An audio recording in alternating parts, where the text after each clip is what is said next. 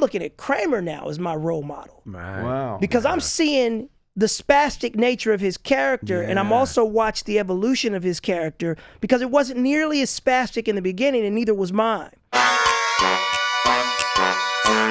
We have a gentleman on today who, you probably know his actual name, but if I said Steve Urkel, you would go, you know, Well, I have a feeling and here's even the really, most remedial yes. among us would go, oh, Steve Urkel. And there are things so fascinating about his career and how big he got and how he got big and how he got cast. I mean, it's so multi-tiered, but the really for me was, because everybody knows Urkel, he's an icon in that pantheon. It's one of those characters that will But the outlive thing all that of got us. me that I never thought of, that's the really, was that he did that character from age 12 to 21. And I go, he was 21 when he was doing Urkel, and the network's giving him notes like, cover up your balls. Right. Really? No, really? Really? No, really? Really? It's remarkable to me on a number of levels what Jaleel has been able to do. First of all, to maintain a character that began as a child. When you meet characters on television that begin as children, there's a certain charm that a child has. Right.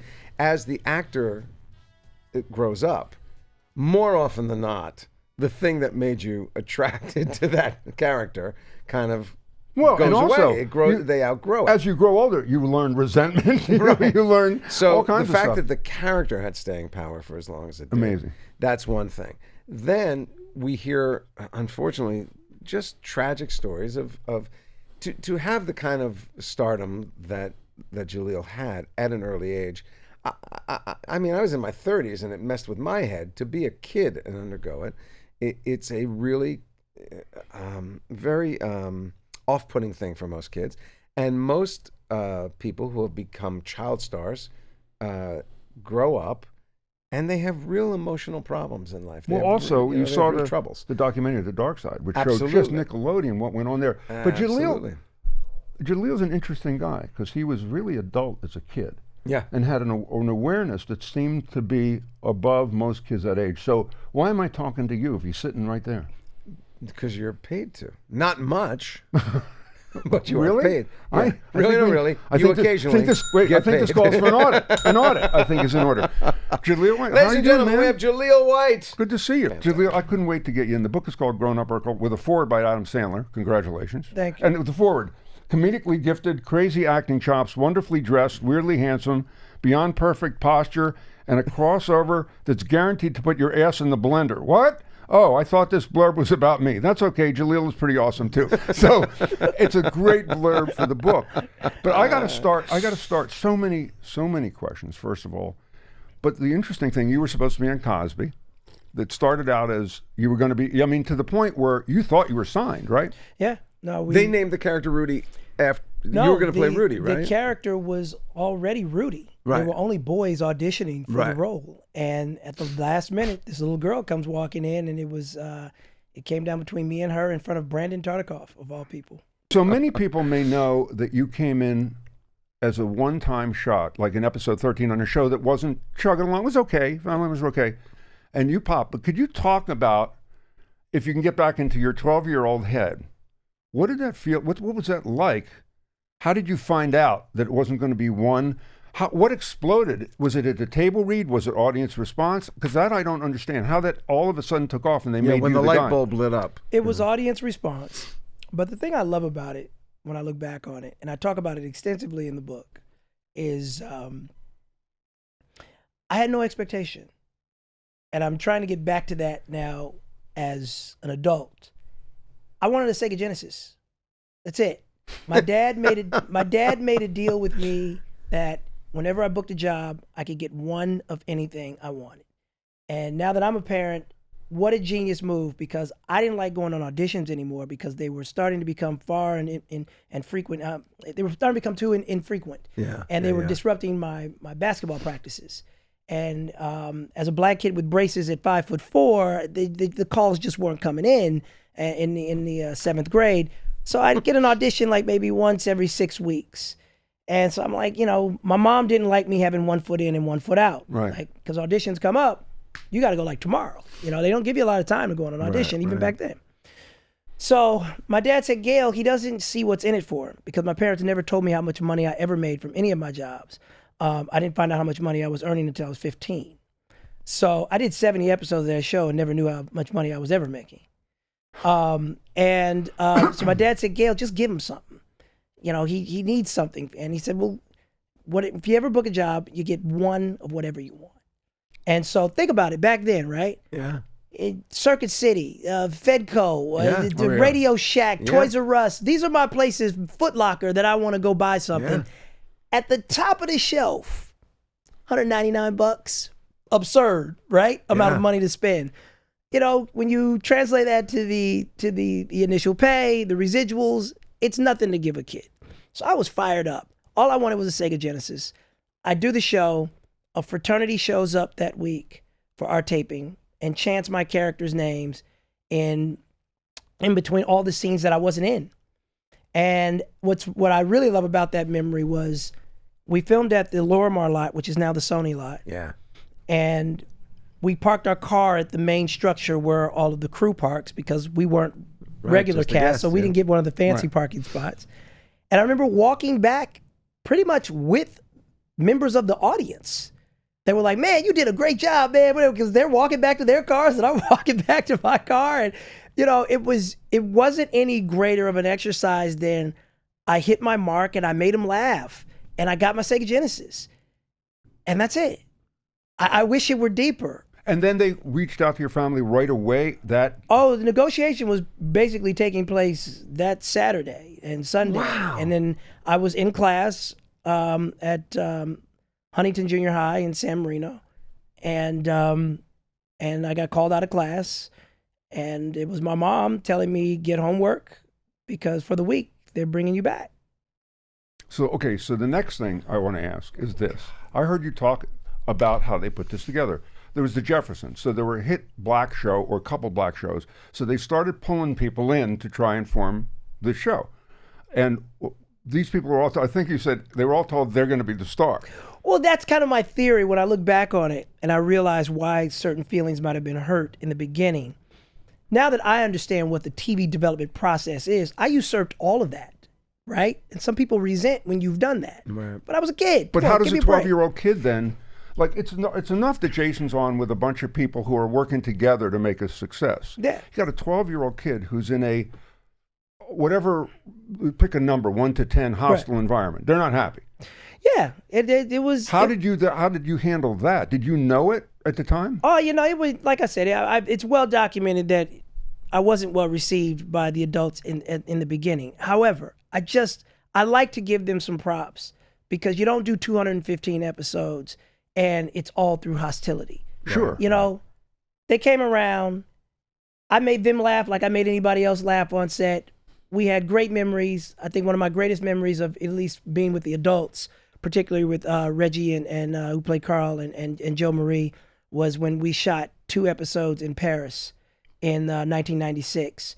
We were the first black show to ever shoot episodes in Europe, and that was a big deal. Yeah. And so we were there for 10 days. I was there for a little bit longer because the producers brought me in so I could have some fun in Paris first because I was in every scene. So once we started working, they had whole days. Wow. I had no whole days. But that was a time I remember where that was the height of our bonding. You know, that was our whole cast at the top of Jules Verne, $12,000 meal. You know what I'm saying? Like, there was no infighting going on back then. So sometimes I like to help them even remember, you had a good time making this show. Oh, that's great. And we came around. Julia, how did you know, when most young actors are cast as something, they're cast for an essential thing that they bring to the table. You know, they're not becoming chameleons. They're not transforming into a character that they don't walk around in. But, you know, you ain't Urkel, and you never were. What made you think I need to do something for this? And how did you find that guy, that voice, that persona? That's Sega Genesis.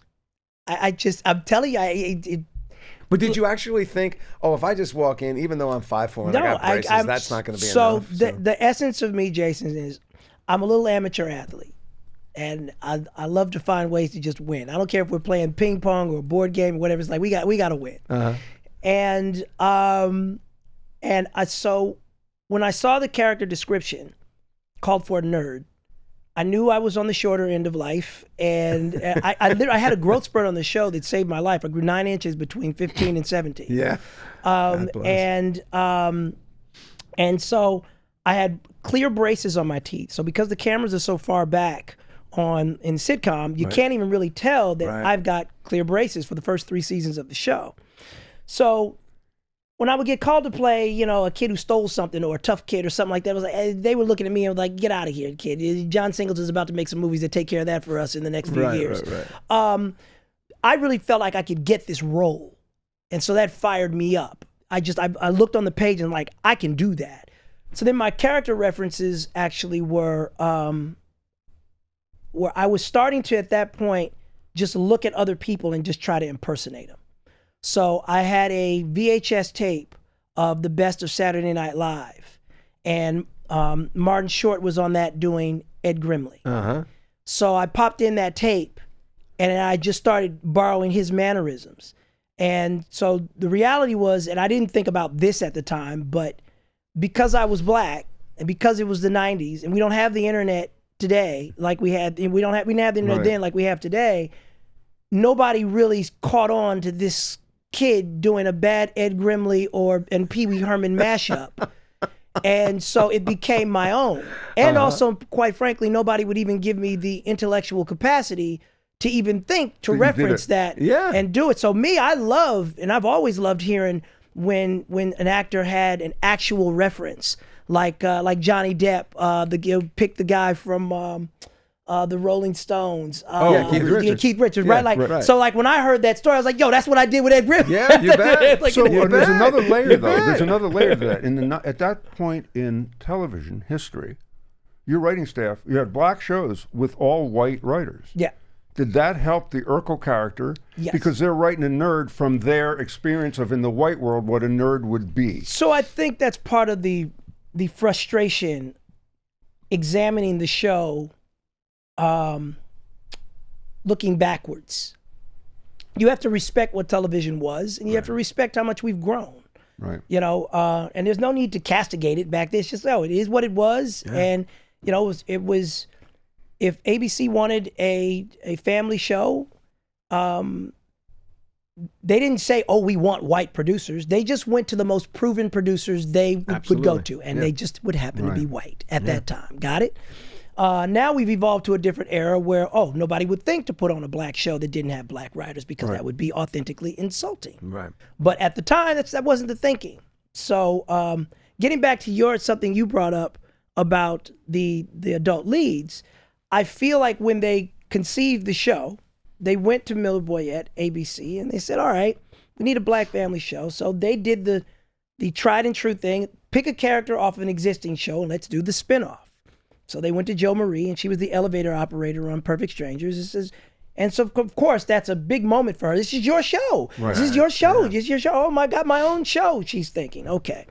But then behind the scenes, executives being executives trying to reduce risk and hedge their bets. Like, we need some more star power, though. We got to add to her, But they got to be careful going out getting too big of a star, because now that star is going to want to change maybe aspects of the show that Miller Boyett wouldn't want to change. Right. So they got to go and hire an actor and not a star. Right. So, okay, and even back then, what black actors or stars are you going to get? It's a short list.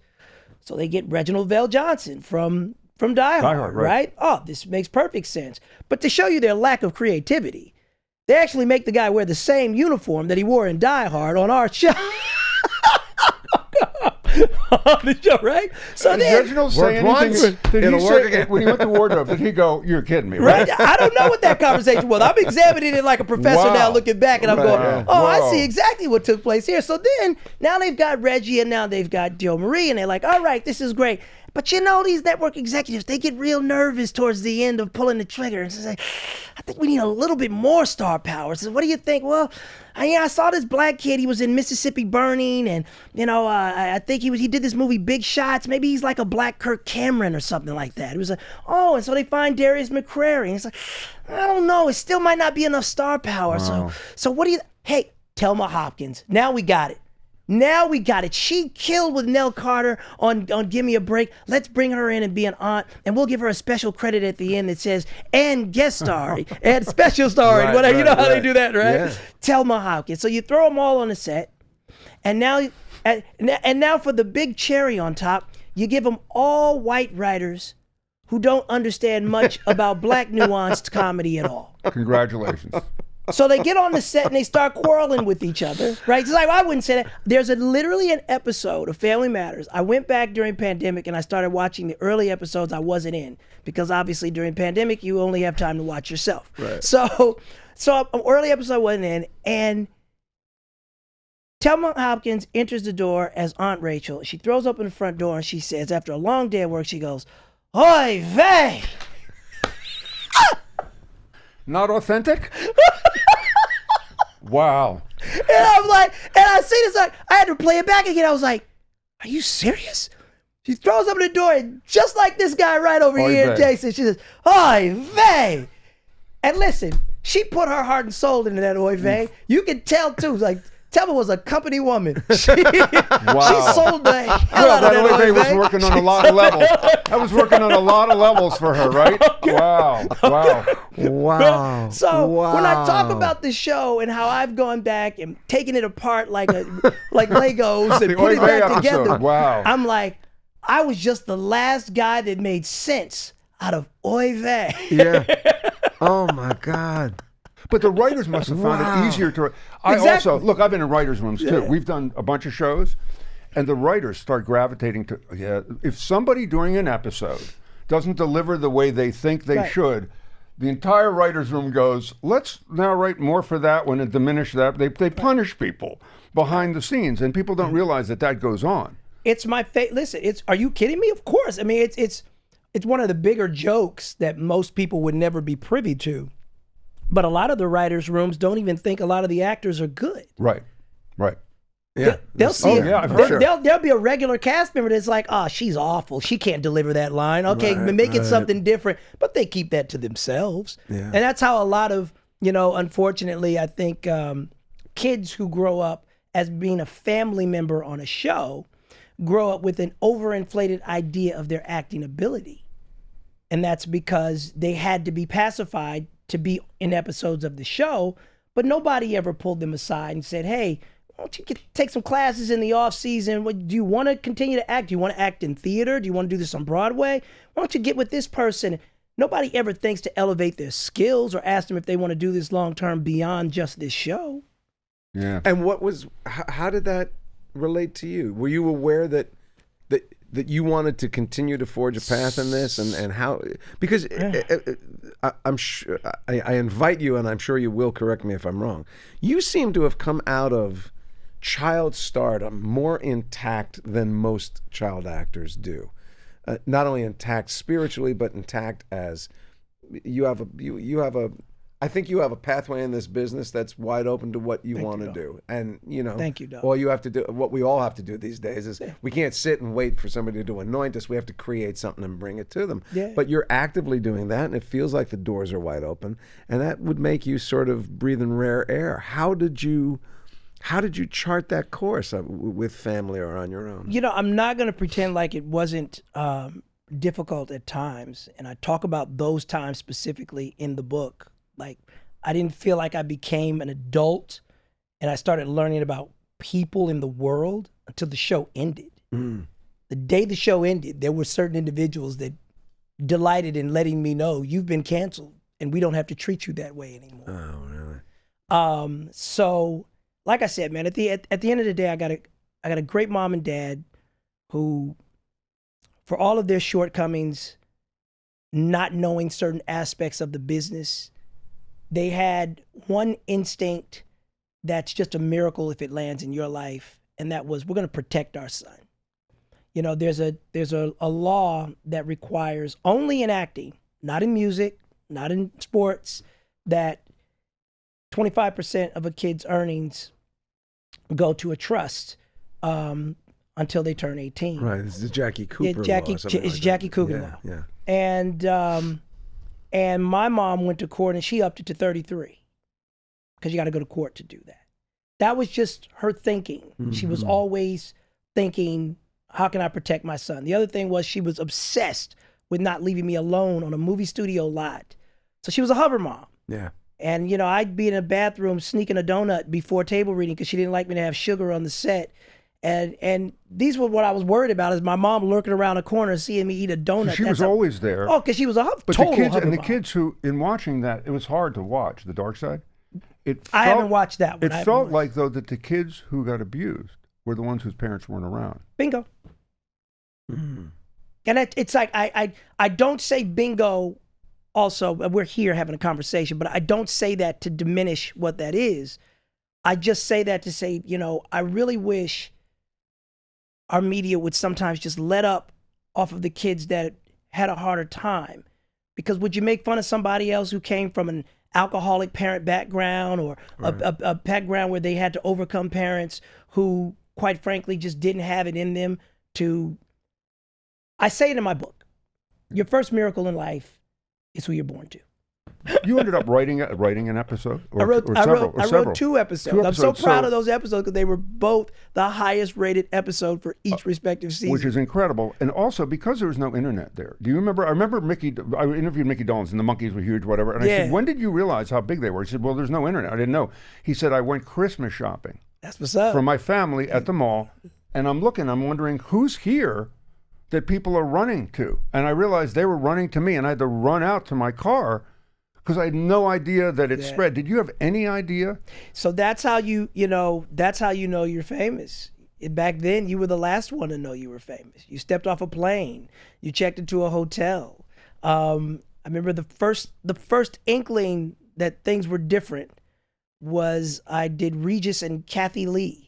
And I stayed at the Park Regency on Park Avenue. And for our family, that was a big deal. You know, you only heard about Park Avenue from Different Strokes at that point. And now here we are. We're staying here. And we checked into our room. And the phone rang as soon as my mom and dad and I walked into the room. And by the way, they gave us 2 queen beds. All 3 of us were in there, right? So I wasn't quite a star yet, but I'm getting there. I'm getting there. And the phone rang, and my dad answered it, and my mom's putting away our clothes. And my dad's just like, He's having this long conversation. And finally, my mom's like, who are you talking to?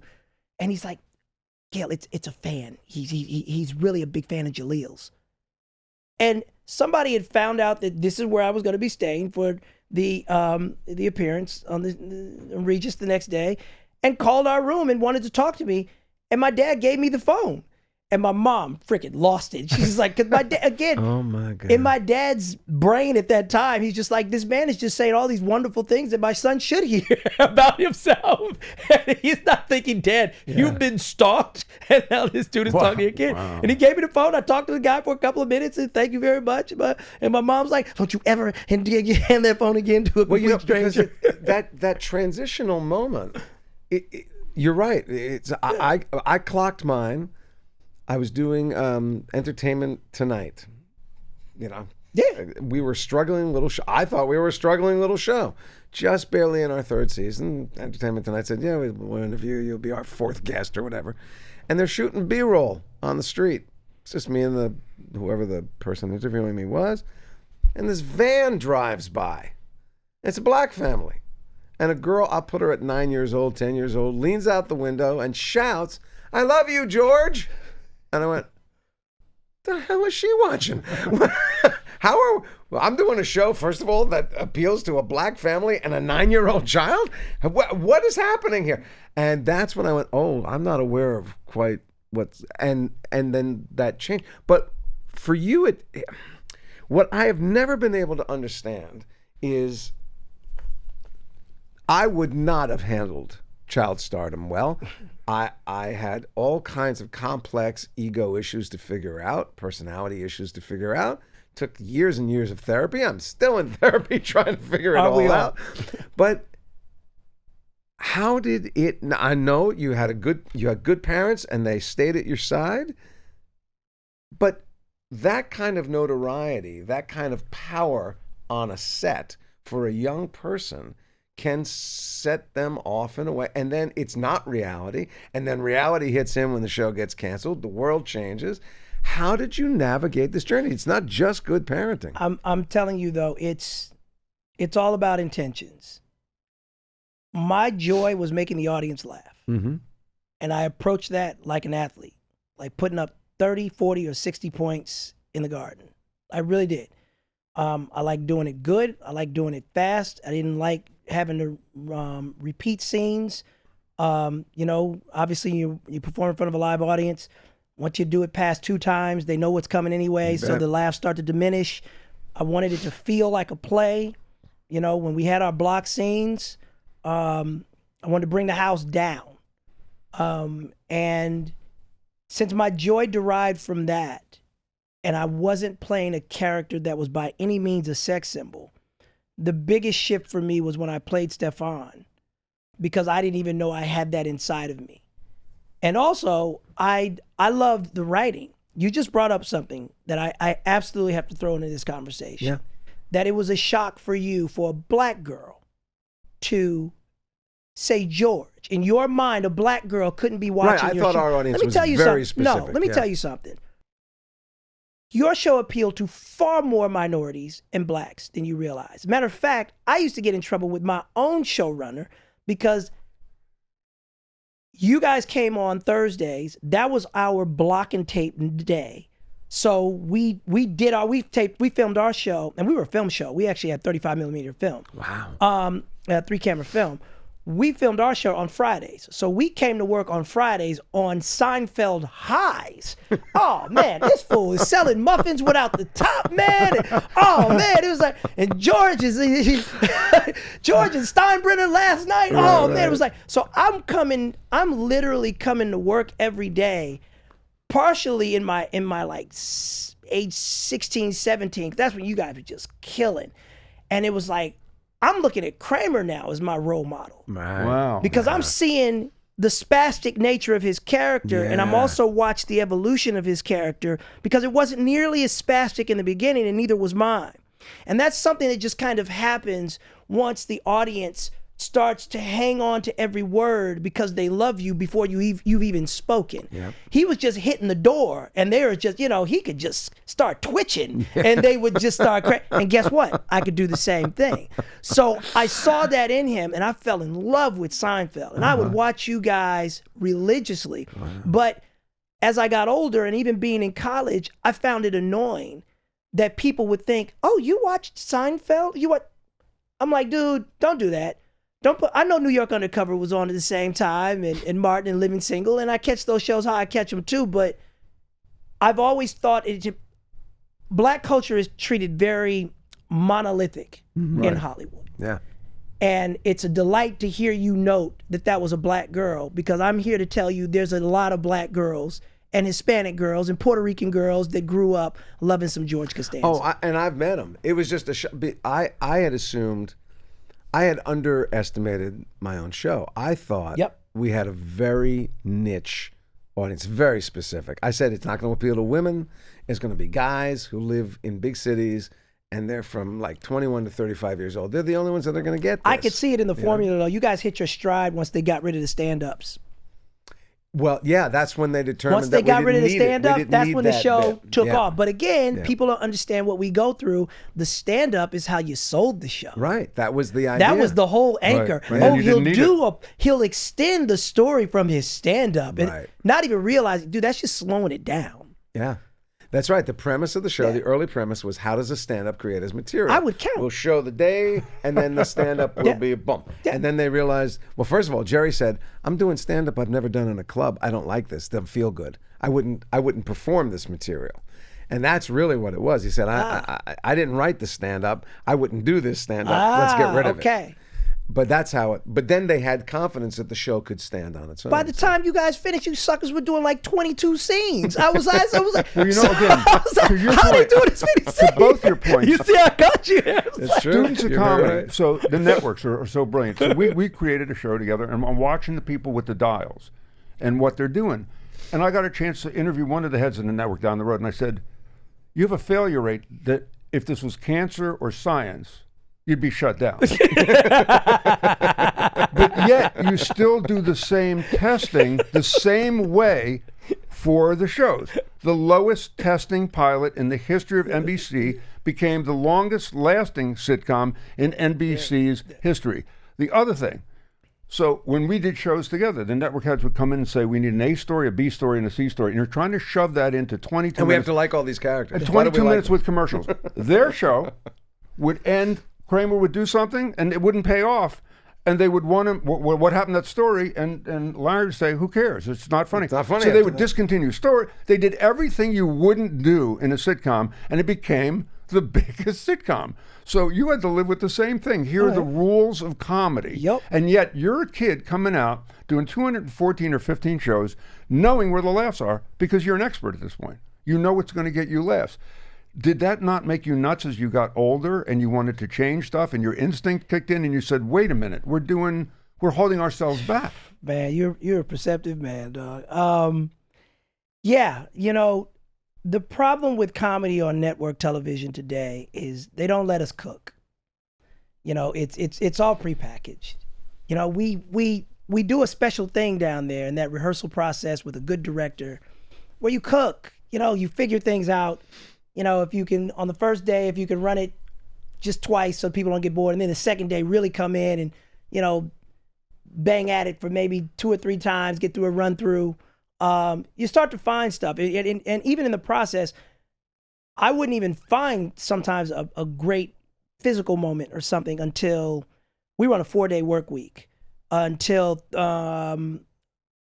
sometimes as late as Thursday. Yeah. Like Thursday, something Right. new that was just like, Camera ooh, block that. can we do that? And you had the autonomy to work it out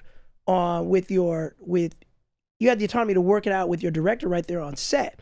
One of my favorite stories, it's the biggest compliment that's ever been paid to me by a colleague, in my opinion, was my executive producer, Michael Warren.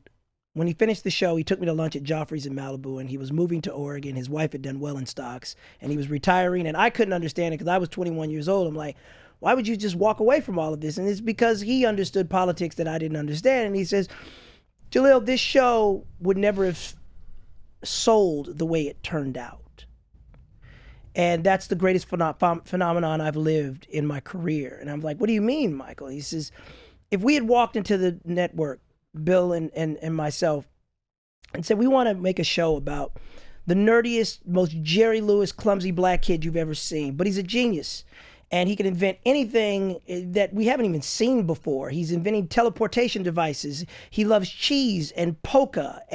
But most importantly, he's in love with the girl next door. And the girl next door doesn't give him the time of day. But lucky for this kid, the girl next door has a Chicago cop father with a heart of gold. So this clumsy kid, no matter how much he destroys their home, he's still welcome back. And we want to call the show Family Matters. He's like, they would have said, lock the door, don't let those guys back in to ever pitch to us again. And for me, going back to that little black girl who was 9 years old or whatever, that says, hey, George, my imagination has expanded to such a Tim Burton and Quentin Tarantino place. I could imagine anything as long as it was authentic. Mm-hmm. I didn't see what was wild about that. I'm like, there's a black guy out there that likes polka somewhere. You just have to find him and emulate him. And that's what I did. And he's like, yeah, Jaleel, but you were the only one that made all that work. Because it's nonsense as far as a pitch is concerned. Right. Yeah. And that was the highest compliment that I ever received from And it somebody. was authentic. You came up with that out of Because I would always find a reference. right. So it wasn't like I didn't do anything without it. It was like these things existed. They just weren't being depicted on TV. I remember I did an episode where I was trading bugs with another bug collector. And the bug collector turned out to be the hottest woman we ever had on the show. Her name was Amy Hunter. And so that was the irony of the whole thing. Steve meeting this bug collector, and she walks in the door, people are like, you collect bugs? This one, right? Yeah. It's an old beat.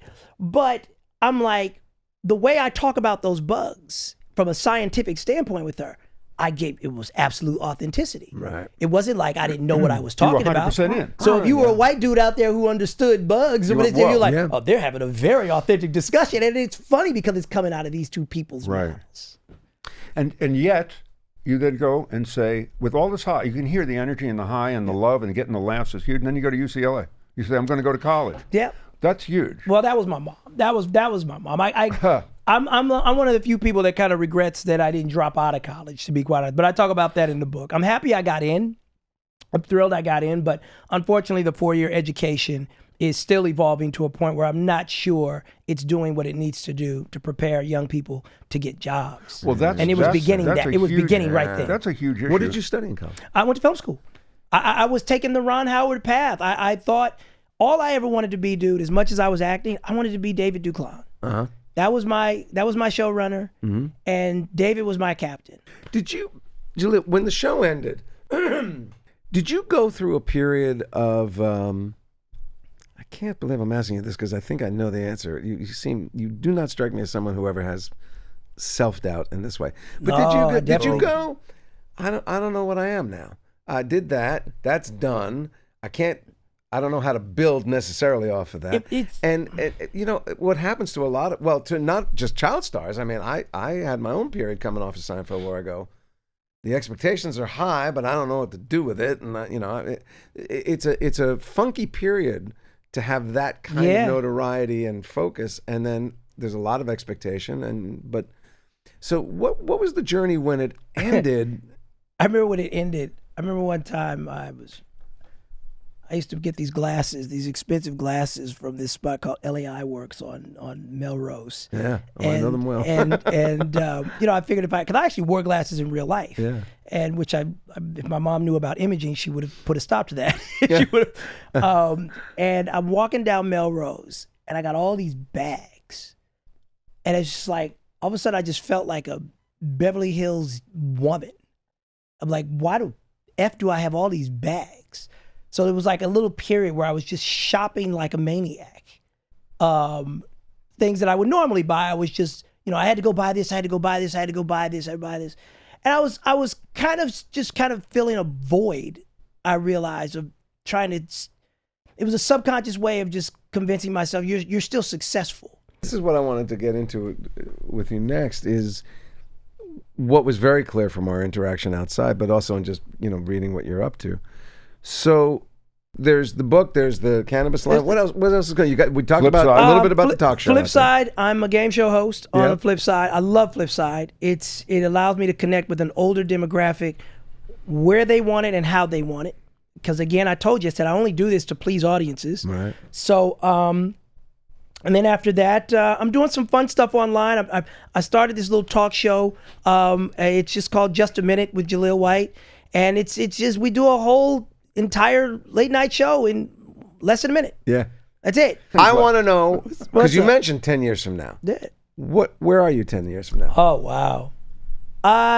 10 years from now, I'd like to be producing a lot more. At this point, I'm just as excited about identifying talent as I was about being talent when I was young. It's fun to see somebody that's younger than you, that's faster than you, that's they got it. They got the shit. You know what I'm saying? They're going to be the next messenger. They're going to, you know, it's fun to look at Wemby coming to the NBA. It's fun to look at this kid Cooper Flagg out of Duke and know, you'd be like, oh, he got it. He got the shit, you know? That's what I'd really like to be doing, is just paying it forward at a huge level. What do you hope happens when you go on the book tour? What do you want the outcome to be for the book? What do you want the takeaway? Well, you know, the dream for me was, everybody's talked about reboots. And I was never officially offered a reboot. I just want that to be, I was never officially offered. I was offered an opportunity to sign a blind contract with the studio, and then they would go off and make the reboot. Okay, so let's be clear about that. And I said, no, I'm not turning down the opportunity to work with you guys, because executives come and go. For me, the show that I want to make is inspired by the book. I feel like they missed an opportunity to make a great Wonder Years that's set in the 90s. I just want to be a conduit to talk about all the things in the 90s and what my childhood was like. I don't think you can get a kid to the Emmys or the Golden Globes by playing Steve Urkel Jr. because Laura and Steve had a kid. That's a Twitter pitch. It's corny. That's not that's right. That's low grade. But to have a kid who wanted to get a Sega Genesis, went on an audition, grabbed a VHS for inspiration, got nervous at the end because he saw other boys that stole his outfit and started dressing like him for the callback, and said, I'm going to go in here and add and raise the bar another level, and I'm just never going to let him meet Jaleel. That's what I did on my callback for Steve Urkel. I walked in, I introduced myself as Steve Urkel to Bill and Michael because I just wanted an edge. I just wanted an edge. I'm like, that's an awesome pilot, man, and it's weird to have to say it out. It's fun to say it to you guys, but it also is a little like insecure where it's like, is this pitching because you're these ready days? to get kicked in the teeth at a sit down with the studio. But I know that works, and I know that works because the character serves as a conduit for revisiting 90s values, what they were and what they are not any longer. Mm-hmm. And my two parents also, who have such an amazing story of what it is to have a child star just land at the center of their universe. My mom had to face whether she's going to quit her job. We did 100 episodes. My mom never even bought a new car. They kept thinking in their brains, this is going to get canceled. Right. This has to get canceled soon. This can't last. And it wasn't really until we hung this banner over our audience that I caught on to the ruse. Because they hung the banner and they said, congratulations on your first 100. And that just always stuck with me, even when they hung it after it was, E.T. came, I was like, our first 100.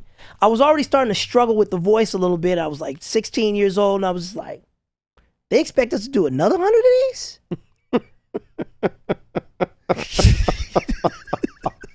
I'm laughing because I remember Larry David at the end of every episode, we would finish, they would have sort of plotted out the whole season. They didn't have scripts on everything, but they kind of knew where they were going. And we'd finish a taping, and we never had a bad taping. And Larry, they go, and that's a wrap on episode, 201. Larry go, it can't be done again. That's it. We're done. It cannot happen again. He would just, and I always thought he was doing a bit. He wasn't doing a bit. He really thought, we're not going to get this. The pain of getting it done. Thank you for coming on. I think the book should have been called Cover Your Balls, but that's okay. I just think it says so much about the network, about how you had to Cover endure. Your balls. Cover your balls. Then you got a different Growing kind Up of purple. Urkel. Cover your balls. Growing Up Urkel. It says it all. Man, I could talk to you guys all damn day, man. Well, this was a pleasure, man. You're a pleasure. Really a Check pleasure. out, by the way, it's not even out yet. Check out, or maybe they are out, his short form stuff. Yeah. It's brilliant. Thank It was brilliant, and I got so depressed because we were walking in to do this, and I said, what the hell are we doing 25 minutes with him for? Right. Let's hold it up. Yeah. Go viral. Say something. Yeah, exactly right. We're working too hard. I will say this, you need all forms because you don't know, you can't get to the point where you're so focused on the end result of anything creative that you forget you're doing it for a human interest anyway. But I'm laughing because I'm hearing what you're saying, but I'm loving us on the street going up to strangers and yelling the new name of our show. Say something viral! Yes, right. Say something viral. God damn it, say something viral. Right. That's exactly right. You'd be brilliant to do it. You'd be brilliant That's to do it, what but Billy on don't the Street stop was doing trying this to do. either. No, well, there you Because go. if you stop doing this, then you won't get the inspiration to do that. You're right.